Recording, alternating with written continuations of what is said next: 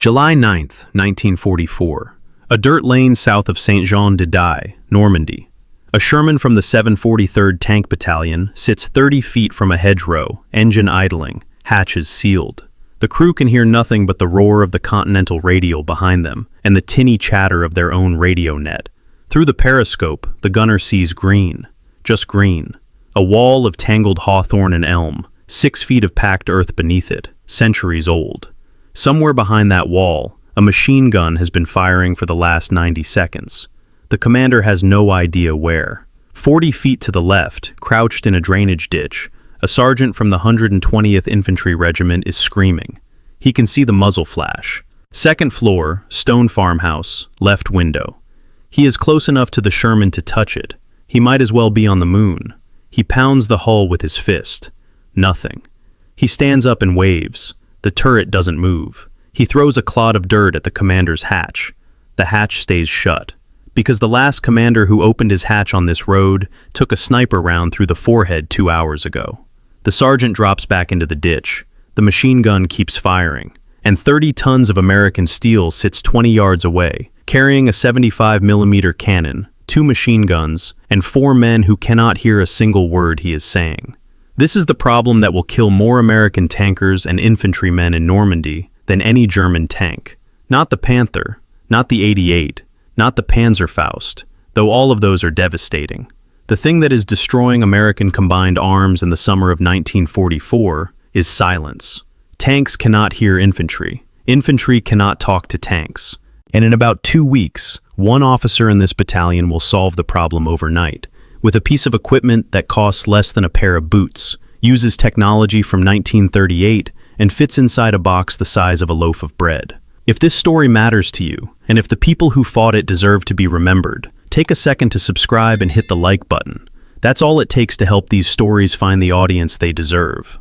Here is what you need to understand about American tanks in the summer of 1944. They were not supposed to be alone. The U.S. Army had built something no other army in the world had, the separate tank battalion, not part of an armored division, not designed for sweeping breakthroughs or deep thrusts into enemy territory.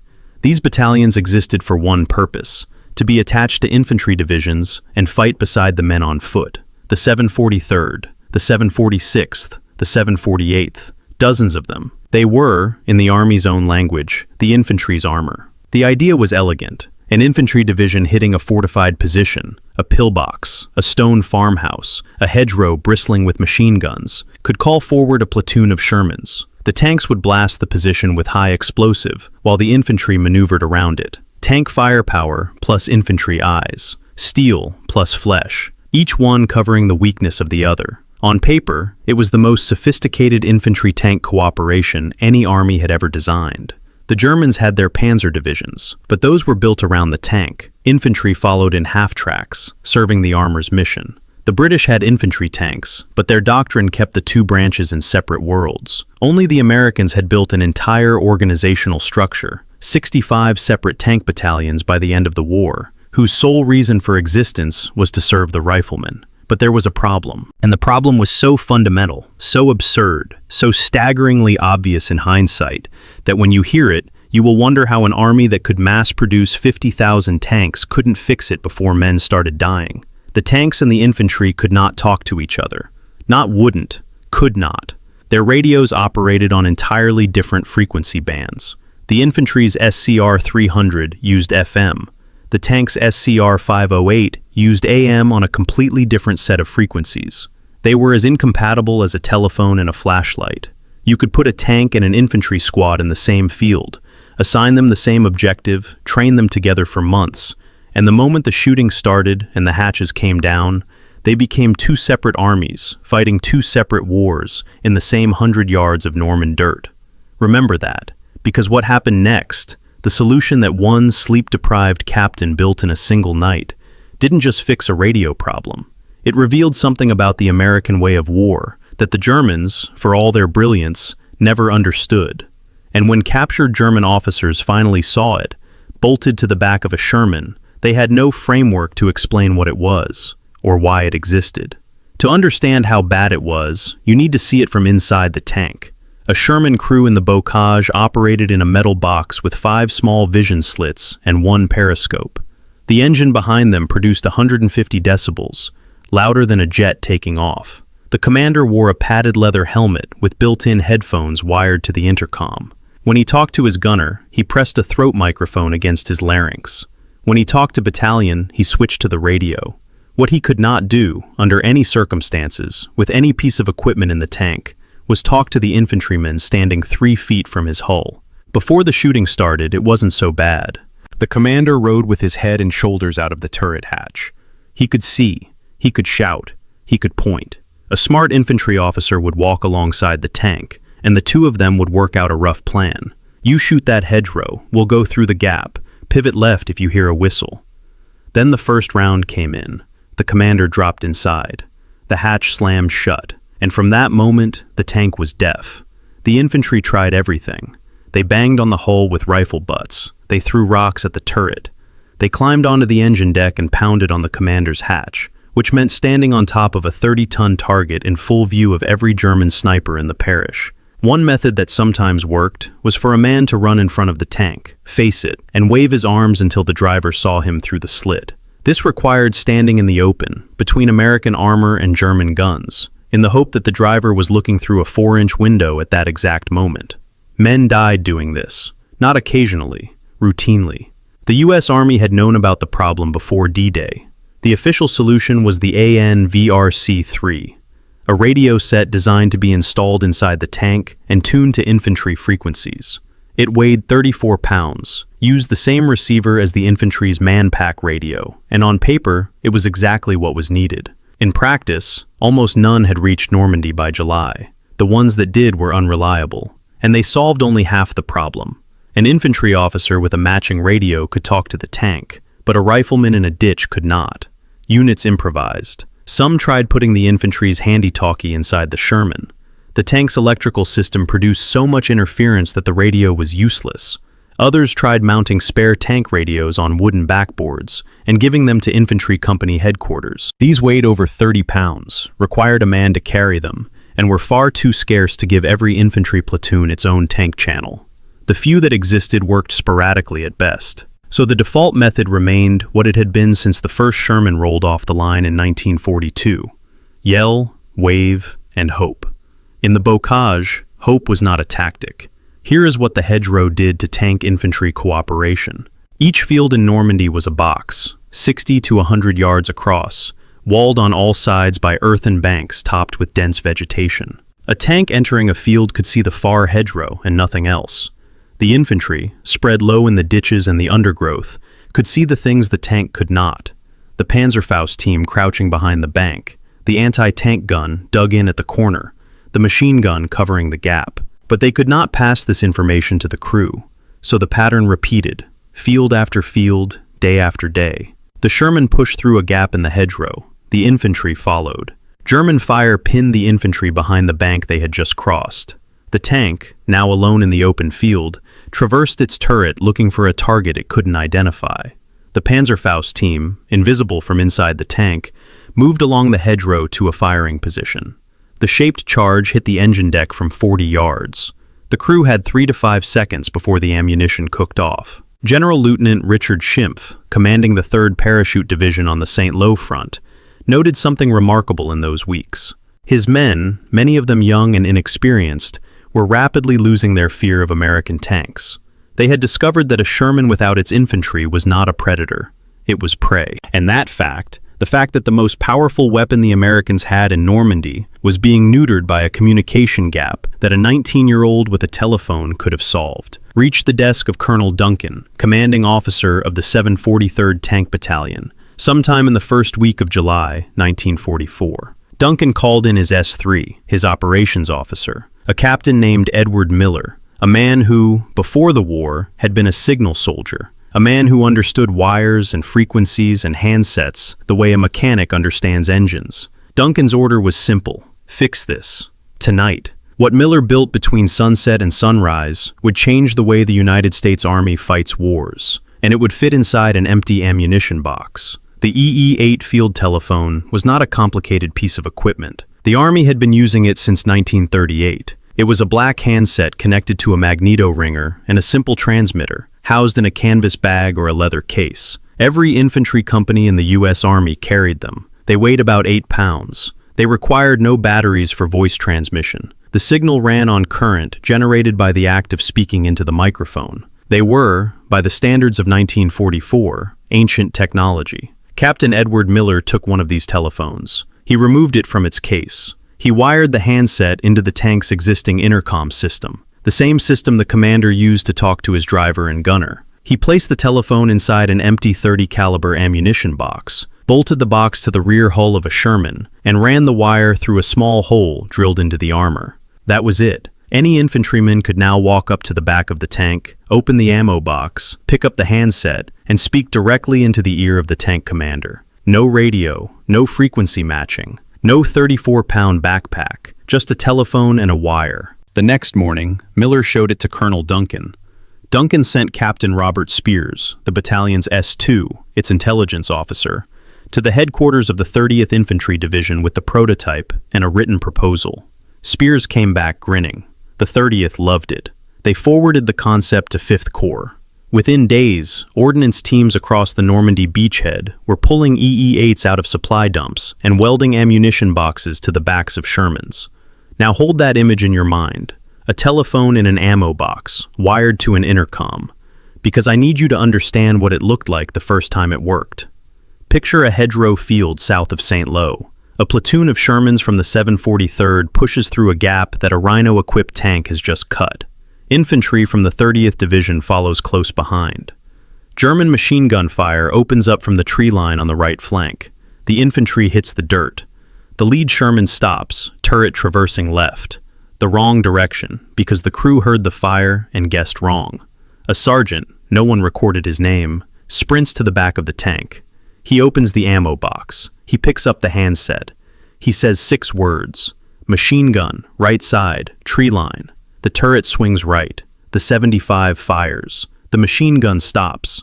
Elapsed time from contact to suppression, under 30 seconds. The day before, with the old system, the same sequence would have taken 3 to 5 minutes, if it worked at all. 3 to 5 minutes in which the infantry bled and the tank fired blind. This is the fact I want you to carry forward. The solution that transformed American combined arms in the European theater was not a weapon. It was not a new tank. It was not a better radio or a faster engine or thicker armor. It was a telephone handset from 1938, mounted in a box that had held machine gun ammunition, attached to the hull with a welder's torch, and connected with 20 feet of ordinary wire. It cost nothing. It used parts that were already in the supply chain by the tens of thousands. Any tank crew with a field telephone, an ammo box, and access to a welding kit could install one in under an hour, and it gave the American infantryman something no other soldier in any army on Earth had in the summer of 1944, the ability to command the firepower of a tank with his own voice, in real time, from behind cover. By the time Operation Cobra launched on July 25th, the massive breakout from the Normandy beachhead, hundreds of Shermans were rolling into battle with that little box welded to their backs. The Marines in the Pacific, fighting a completely different war on completely different terrain, had arrived at the same solution independently, around the same time. On Saipan, Marine tankers were welding improvised phone boxes cut from 1-inch armor plate to the hulls of their M4A2s, 2 oceans apart, 2 branches of the American military, facing 2 different enemies, and both of them reached for the same tool. Not because someone in Washington ordered it, because the men on the ground saw the same problem and solved it the same way. And here is where the story turns. Because if this solution was so simple, so obvious, so cheap, so devastatingly effective, then the question you should be asking is not why the Americans built it. The question is why nobody else did. Not the British, who had been fighting with tanks since 1916. Not the Soviets, who built more tanks than anyone. And above all, not the Germans. The army that invented combined arms warfare, that built the Panzer Division, that wrote the book on tanks and infantry fighting together. The Wehrmacht never put a telephone on the back of a Panther, and the reason it didn't will tell you more about why Germany lost the war than any battle ever could. To understand why the Germans never built a tank phone, you first have to understand what the word tank meant in the German army, because it did not mean what it meant in the American army, not even close. In October 1935, the Wehrmacht activated its first three panzer divisions in Weimar, Würzburg, and Berlin. The second was commanded by a colonel named Heinz Guderian, a man who had spent the previous decade arguing, against fierce resistance from his own general staff, that the tank was not a support weapon. It was the weapon. Everything else, infantry, artillery, engineers, signals, existed to serve the tank's mission. This was a revolutionary idea. The French had tanks, the British had tanks, the Soviets had more tanks than anyone, but all of them, to varying degrees, treated the tank as a tool that helped the infantry advance. Guderian flipped the relationship. In his model, the infantry helped the tank advance. The tank led, the infantry followed. The tank chose the objective, set the pace, and punched the hole. The infantry came behind to hold the ground, mop up resistance, and protect the flanks. And it worked, spectacularly. In Poland, in France, in the opening months of Barbarossa, the Panzer Division, tanks and infantry fused into a single high-speed formation, crushed every army it faced. But notice the architecture. The infantry that fought alongside German tanks was not regular infantry. They were Schützen, later renamed Panzergrenadier. They were trained specifically to operate with armor. They rode in vehicles, ideally the SD KFZ-251 armored half-track, which could keep pace with a Panzer IV across open country. They had radios tuned to the tank net. They dismounted when the tanks reached the objective, fought on foot to clear the position, then remounted and moved on. In this system, you did not need a telephone on the back of the tank. The Panzer Grenadier officer rode in a half-track with a radio connected to the tank platoon leader. Communication flowed through the chain of command, officer to officer, radio to radio, vehicle to vehicle. The rifleman on the ground did not talk to the tank. The rifleman's lieutenant talked to the tank platoon's lieutenant, and both of them answered to the Kampfgruppe commander, who directed the entire formation like an orchestra conductor. It was elegant, it was disciplined, and it contained a flaw so deeply embedded in its own logic that the Germans never saw it. Here is the flaw. Pay attention, because this is the hinge of the entire story. Only 1 in 4 Panzer Grenadier battalions in a panzer division actually rode in armored half-tracks. The rest rode in trucks, and trucks cannot follow a tank across a cratered field, through a hedgerow, or into a firefight. The moment the terrain turned rough or the shooting started, the truck-mounted Panzer Grenadiers dismounted and became ordinary infantry, walking, crawling, fighting on foot. And once they were on foot, they had no way to talk to the tanks ahead of them. No radio on their backs, no telephone on the hull, nothing. But that was the Panzer Division, the elite, the tip of the spear. What about the rest of the German army? By 1944, the Wehrmacht had roughly 300 divisions. Fewer than 30 of them were Panzer or Panzer Grenadier divisions. The other 270 were infantry. Their soldiers marched on foot. Their supplies moved by horse. When these divisions received tank support, and in Normandy they often did, because panzer divisions were parceled out in bits and pieces along the front, the tanks arrived as strangers. A company of Panthers attached to an infantry regiment for 48 hours. No shared training, no shared radio net, no shared language of cooperation. The Panther commander decided what to shoot. The infantry adapted. If the infantry wanted the tank to engage a specific target, the company commander had to find the tank platoon leader, physically, on foot, in the middle of a firefight, and request it verbally, or send a runner, or fire a signal flare and hope the tankers understood the code. There was no mechanism, none, for a German rifleman to speak directly to a tank crew. The thought had never occurred to anyone in the Wehrmacht, not because they were stupid, because in their model of war, communication flowed downward. Commanders talked to commanders, officers talked to officers. The man at the bottom of the hierarchy, the Gefreiter in the ditch, did not give instructions to the crew of a 50-ton Panther. That was not how the German army worked. That was not how any army worked, except one. And that exception, the army that welded a telephone to the back of its tanks and invited any private with a working hand to pick it up, was about to demonstrate what happens when the man closest to the enemy has a direct line to the biggest gun on the field. The place where this demonstration occurred has a name. The Americans called it the Bocage. The Germans, after July 1944, called it something else entirely. July 25, 1944, the field south of St. Lo. After 7 weeks of grinding, bloody, hedgerow by hedgerow fighting that had advanced the American line barely 15 miles from the beaches, Operation Cobra began with the largest carpet bombing in the history of warfare. Over 1,500 heavy bombers dropped their loads on a rectangle of Norman farmland 3.5 miles wide and 1 mile deep.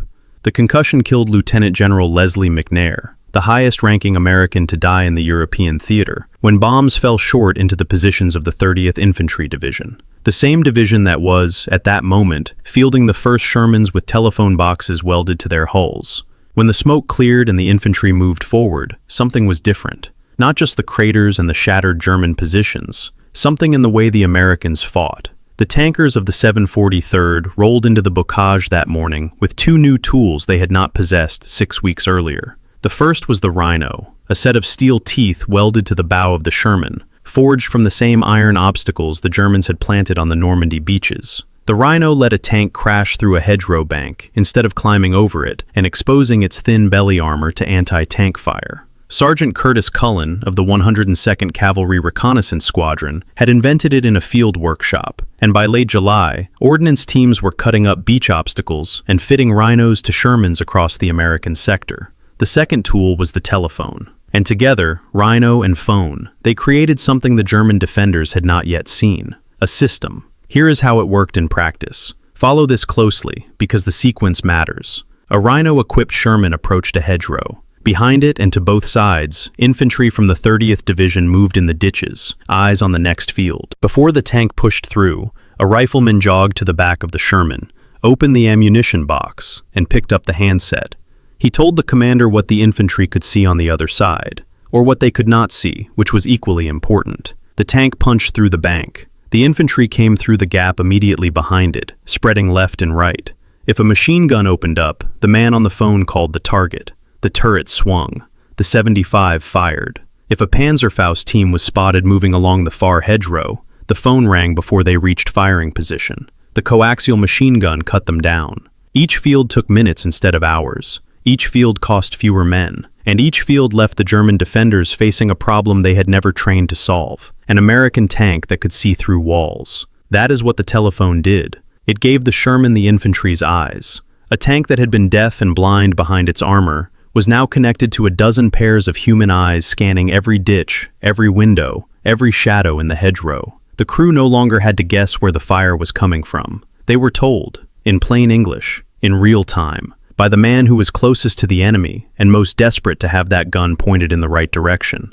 The Germans felt the change before they understood it. In late June, General Lieutenant Schimpf's paratroopers had learned to hunt Shermans with confidence. Isolate the tank from its infantry. Let it grind forward into the field. Move a Panzerfaust team along the hedgerow. Fire into the engine deck. By early July, the technique was killing Shermans faster than they could be replaced. By the end of July, it stopped working. The tanks were no longer grinding forward blind. They were pausing at the hedgerow. They were firing at positions that should have been invisible from inside the turret. They were traversing onto targets with a speed and precision that suggested someone was giving them directions. The Panzerfaust teams that had once approached to within 40 yards were being engaged at 100, cut down by machine gun fire before they could shoulder their weapons. Something had changed in the way the American tanks behaved. The German frontline troops could feel it, but they could not explain it, because the thing that had changed was not visible from the front. It was a small metal box, the size of a canteen, bolted to the back of the hull. A place no German soldier would look unless he was standing behind a knocked-out Sherman, examining the wreckage.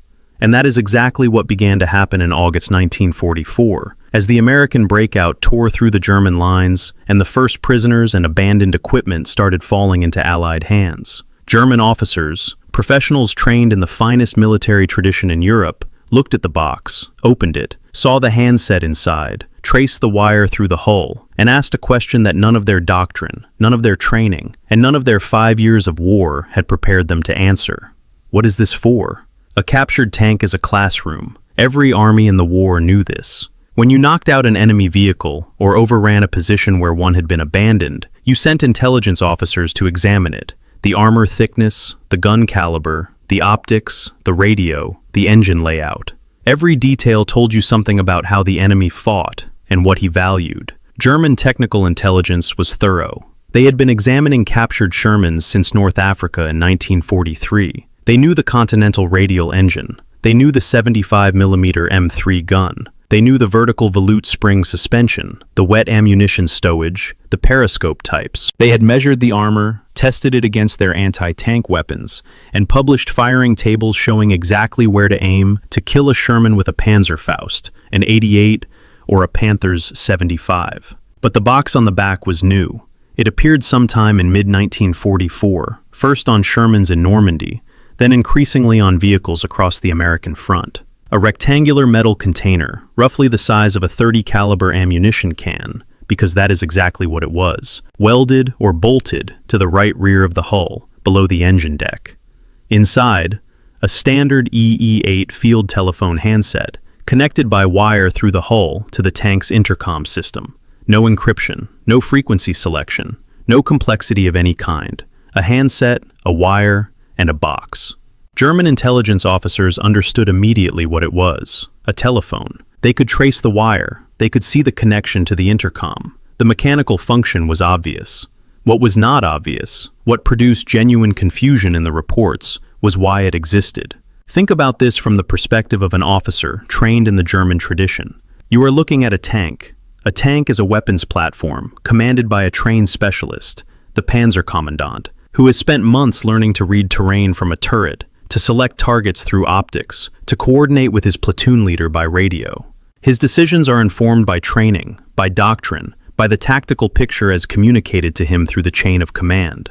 And someone has welded a telephone to the back of this machine so that any soldier who happens to be standing behind it, any rifleman, any private, any man with a pair of functioning hands, can pick up the handset and tell the commander what to do. In the German military framework, this was not just unusual. It was incoherent. It was as if someone had installed a steering wheel on the outside of a locomotive so that a pedestrian could redirect the train. The system already had a commander. The commander already had a chain of command. Why would you bypass both and hand control to the lowest-ranking man on the battlefield? The answer that no German doctrinal manual contained, that no German staff college taught, and that no German officer trained in the tradition of Prussian command hierarchy could arrive at through logic alone, was this: because he can see what the commander cannot. That is the sentence that separates the two armies. The German system trusted the chain of command. Information flowed upward, through ranks, was processed by trained officers, and returned downward as orders. It was efficient. It was disciplined. It had conquered most of Europe, but it contained an assumption so deeply buried that no one questioned it. The assumption that the man with the higher rank had the better picture. The American system, by the summer of 1944, had learned something different. It had learned that in the bocage, in the jungle, in the rubble of an Italian village, the man with the best picture was not the one with the highest rank. He was the one closest to the enemy. He was the sergeant in the ditch who could see the muzzle flash. He was the corporal behind the stone wall who had spotted the anti-tank gun. He was the private at the back of the tank who knew, because he was standing in the open, with bullets snapping past his head, exactly where the fire was coming from. The telephone said, "We trust that man. We trust him enough to give him a direct line to a 30-ton gun platform. We trust him enough to skip every layer of command between a rifleman and a tank commander. We trust him enough to let him say 6 words, machine gun, second floor, left window, and have the turret respond without waiting for confirmation from anyone." No army in the world had ever formalized that level of trust at the bottom of its hierarchy. And no German officer, standing behind a captured Sherman in the summer of 1944, had the conceptual vocabulary to describe what he was looking at. He was looking at a doctrine. He was looking at a culture. He was looking at a country that had decided, without writing it down, without debating it in a staff college, without issuing a field manual, that the man closest to the problem was the man most qualified to solve it. But the phone revealed something else, too. Something that had nothing to do with trust, and everything to do with the kind of army that could take a field telephone designed in 1938, a box designed to hold machine gun rounds and 20 feet of wire, and turn it into a weapon system that changed the war. The German army that invaded France in 1940 produced some of the finest military equipment of the 20th century. The Panzer III had an intercom system that let every crew member speak to every other crew member, the first tank in the world with that capability. The Panzer IV was designed from the start with a turret ring large enough to accept bigger guns as they became available. The 88mm anti-aircraft gun was repurposed as an anti-tank weapon with devastating effectiveness. German engineering was precise, forward-thinking, and often brilliant. But every one of those innovations came from the top. The Waffenamt, the Army Ordnance Office, designed them. Krupp, Daimler-Benz, MAN, Henschel built them. Field commanders received them, evaluated them, and sent reports back through channels. The system was vertical. Ideas moved upward as proposals, downward as directives. A frontline Feldwebel, who invented a better way to mount a machine gun, could submit a suggestion through his company commander, who would forward it to the battalion, who would forward it to the regiment. If it survived each level, it might reach the Waffenamt in 6 months. If the Waffenamt approved, it might enter production in a year. It was thorough, it was methodical, it was not fast.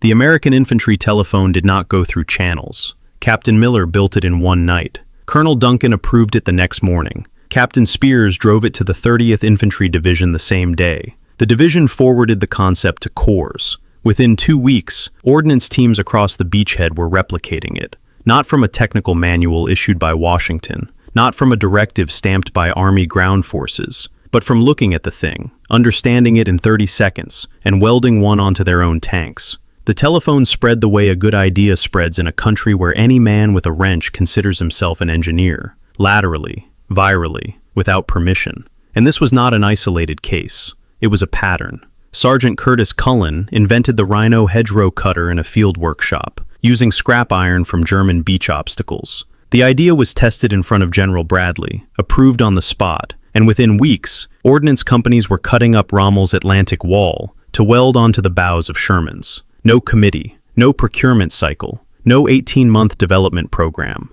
A sergeant had an idea. A general watched it work. The Army built it. In the Pacific, Marine tankers on Saipan were independently welding telephone boxes to their Shermans at the same moment Miller was doing it in Normandy, because the same problem produced the same solution in 2 different mines separated by 10,000 miles. Nobody coordinated this. Nobody had to. The culture that produced both solutions was the same culture, one that assumed the man in the field was not just allowed to improvise, but expected to. This is what the German officers were actually looking at when they stared at the telephone box on the back of a captured Sherman. They were not looking at a telephone. They were looking at a system that could learn from the bottom. The Wehrmacht could not copy this, and not because they lacked field telephones or welding equipment. They could not copy it because copying it would have required dismantling the relationship between ranks that held the German army together. Allowing a rifleman to direct tank fire meant trusting his judgment over the tank commanders in that moment. Encouraging field improvisation meant accepting that the men at the bottom might know something the men at the top did not. Spreading solutions laterally, without waiting for authorization, meant loosening the vertical control that German doctrine depended on. The German army was built on the principle that a well-trained officer corps, applying proven doctrine through disciplined command, would always outperform individual initiative at the bottom. And for 5 years, that principle had been largely correct. But the principle assumed that doctrine could anticipate the battlefield. In Normandy, in the bocage, in a war that changed shape every 2 weeks, it could not. The battlefield was producing problems faster than the chain of command could process them. The Americans solved those problems with sergeants and captains and privates who had spent their civilian lives fixing cars, wiring houses, and building things out of whatever was lying around. The telephone was not a triumph of military engineering. It was a triumph of a culture that saw no contradiction between a private and a tank, between the lowest rank and the heaviest weapon, being connected by a 20-foot wire. 65 separate tank battalions served in the U.S. Army during the Second World War. More tanks than the armored divisions fielded. Every one of them existed to serve the infantry. And by the autumn of 1944, nearly every Sherman in those battalions carried a small metal box on its back. The physical proof that in this army, the man on the ground was not at the bottom of the hierarchy. He was the point of the hierarchy. Everything above him, the tank, the artillery, the air support, existed to keep him alive and moving forward. There is one more thing to tell, and it begins where this story began, on a road in Normandy, with a tank and an infantryman who could not speak to each other. The 743rd Tank Battalion stayed with the 30th Infantry Division for the rest of the war. From the hedgerows of Normandy, through the breakout at St. Lo, through the Battle of Mortain in August, where the 30th held the line against a desperate German counterattack aimed at cutting off Patton's breakout. A stand so fierce that the Germans gave the 30th a name no other American division received. They called them Roosevelt's SS. Through Belgium in September, through the Siegfried Line in October, through the frozen hell of the Ardennes in December, when the 743rd fought elements of the 1st SS Panzer Division around Malmedy and Stoumont and La Glaise, through the Roer River crossing in February 1945, through the Rhine, and finally, on April 13, 1945, to a rail siding outside a small German town called Farsleben. A sergeant in a light tank spotted the train first. Boxcars, dozens of them, sitting motionless on the Magdeburg-Wittenberg line. The doors were open. People were climbing out, skeletal, hollow-eyed, wearing striped rags. 2,141 prisoners from Bergen-Belsen, being transported deeper into Germany to be murdered before the Allied armies could reach them. The train had been abandoned by its guards when they heard American engines. The tankers of the 743rd and the infantrymen of the 30th secured the train. They scrounged food from the surrounding German villages. They carried water. They stood guard. 4 days later, the battalion reached the Elbe River, their final stop line, and the war in Europe was, for them, over. The 743rd lost 96 Shermans during the war, 141 men killed, 22 missing, 316 wounded. Total casualties, 479, roughly equal to the battalion's full strength. They burned through their own number and kept fighting. Captain Edward Miller, the signal officer who built the first infantry telephone in a single night, survived the war. He did not write a memoir. He did not give interviews. He returned to the United States and lived quietly, the way most of them did. His contribution was not recorded in the official unit history. It was preserved by his family. His son-in-law, decades later, posted the story on a website dedicated to the Sherman tank, and that is how we know his name. The telephone he built did not remain a field improvisation for long. By late 1944, the Army standardized the infantry phone as a factory-installed feature on new Shermans. After the war, every American tank, the M26 Pershing, the M46 and M47 Pattons, the M48, the M60, carried an infantry telephone box as standard equipment. For 40 years, it was as much a part of an American tank as its gun or its engine. Then, in 1980, the M1 Abrams entered service without one. The designers decided the phone was obsolete. Infantry could communicate by radio now. For 26 years, American tankers and infantrymen fought without it. In 2006, in the streets of Baghdad and Ramadi, the Army discovered that the same problem Captain Miller had solved in a Norman hedgerow was back. Infantrymen crouching behind an Abrams in an urban firefight could not tell the crew where the fire was coming from. Radio frequencies were crowded, encryption added delay, and the turbine engine was so loud that shouting was useless. The Army issued the Tusk upgrade, the Tank Urban Survivability Kit, and one of its components was an infantry telephone mounted on the rear hull of the M1A2 Abrams. 62 years after a captain in Normandy wired a field telephone into an ammunition box, the United States Army arrived at the same answer. The same handset, the same location, the same wire into the intercom. The same quiet admission that the man closest to the enemy is the man who needs to talk to the tank. The Germans couldn't explain the phone because it did not solve a German problem. In their army, the tank did not serve the rifleman. The rifleman served the tank. Communication flowed from the top, not from the bottom. And the idea that a private, tired, scared, crouching in a ditch with mud on his face and a handset against his ear, might know more about the battlefield than the commander of a 50-ton Panther, was not a thought the German system was built to think. The Americans thought it. Not in a staff college, not in a planning document, in a field workshop, in one night, with a telephone and a welding torch. And the war turned on things like that. Small, cheap human things that no procurement office would have approved and no doctrine manual would have predicted. A telephone in a box, 20 feet of wire, and the radical, unreasonable, deeply American idea that the man at the bottom of the chain might be the most important man on the field. Thank you for watching this all the way through. If this story stayed with you, if it made you think about the men who fought in those hedgerows, I would be grateful if you hit the like button. It is the single best way to help this story reach people who care about it. If you are not subscribed yet, now is a good time. Hit subscribe and the bell so you do not miss the next one. I would love to know where you are watching from today. And if someone in your family served in the Second World War, a father, a grandfather, a great uncle, tell me about them in the comments. Their stories deserve to be heard. Thank you. I will see you in the next one.